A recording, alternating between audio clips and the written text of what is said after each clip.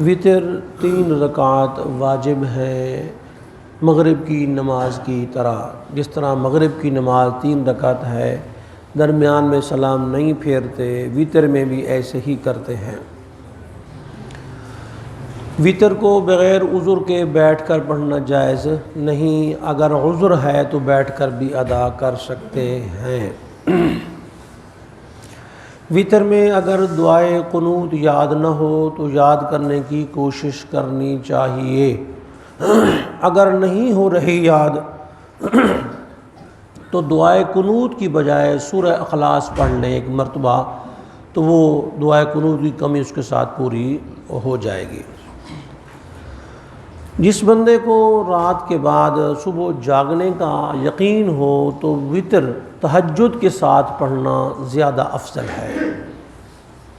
جس کو تہجد میں جاگنے کا یقین ہو تو وطر کو تہجد کے ساتھ پڑھنا زیادہ افضل ہے.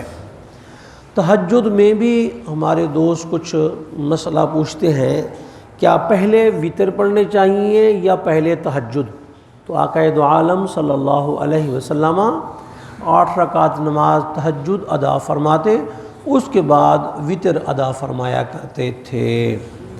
یہ بھی پوچھتے ہیں کہ تہجد تو ہم ادا کرتے ہیں لیکن قرآن پاک زیادہ یاد نہیں، تو دل تو یہ چاہتا ہے کہ بندہ قیام اللیل کرے، لمبی دیر جاگے، ذکر اذکار کرے، تو وہ کیسے کرے؟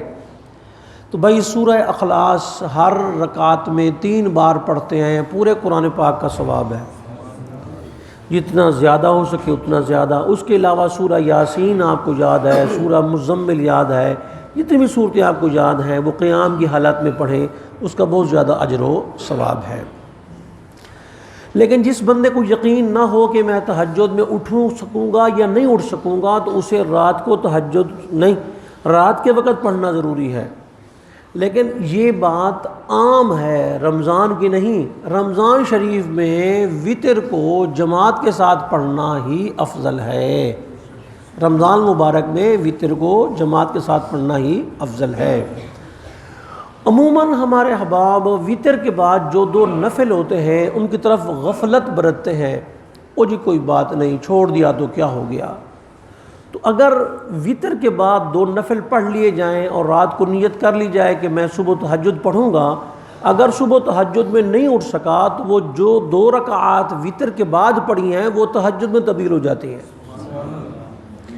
بہت سارے احباب کو دانتوں میں تکلیف ہوتی ہے، دانت درد کرتے ہیں.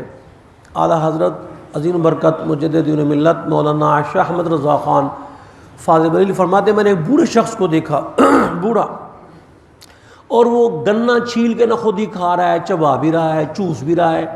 تو میں نے کہا یہ تمہارے دانت بڑے مضبوط ہیں، راز تو بتاؤ. کہنے لگا جی میں ہمیشہ معمول ہے میرا، وطر کے اندر اذا جاء نصر اللہ پہلی رکعت میں، دوسری میں تبت یدا، تیسری میں قل اللہ شریف پڑھتا ہوں، تو یہ دانت ابھی تک میرے محفوظ ہیں.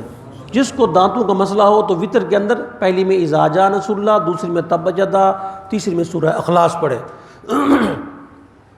وہ وطر میں بھول جاتی ہیں، یہ یاد نہیں رہتی. تو مغرب کی نماز کے بعد 2 رکعت نماز حضرت خواجہ اویس کرنی رضی اللہ تعالیٰ عنہ کو ایصال ثواب کے لیے پڑھے، انشاءاللہ یہ دانتوں کا درد ہمیشہ کے لیے ختم ہو جائے گا.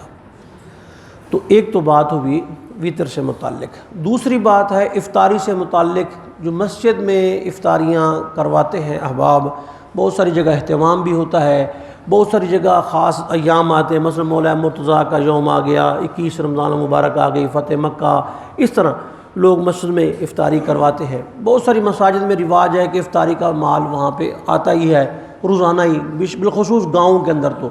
تو افطاری میں 2 باتوں کا دھیان نہایت ضروری ہے. سب سے پہلی بات یہ ہے کہ اعتکاف کی نیت کر لیں. اعتکاف کے بغیر مسجد میں کھانا پینا جائز نہیں. جب تک اعتکاف کی نیت نہ ہو کھانا پینا جائز نہیں. دوسری بات، مسجد کو آلودہ نہ کریں. شربت ہے گرا دیا، ہڈیاں ہیں پھینک دیں، چاول ہیں تو گرے ہوئے ہیں، کارپیٹ اندر باہر سارا، یہ حرام ہے. مسجد کو آلودہ کرنا حرام ہے. تو ایک تو اعتکاف کی نیت فرما لیں، دوسرا مسجد کو آلودہ نہ کریں. تو اس کے کوئی حرج نہیں ہے، افطار کرنے میں اس میں کوئی حرج نہیں ہے، آپ افطار کر سکتے ہیں۔ قرآن کریم فرقان حمید کی تلاوت کر رہے ہیں اور آذان ہو رہی ہے، تو کیا آذان کا جواب دیں یا قرآن پاک کی تلاوت کریں؟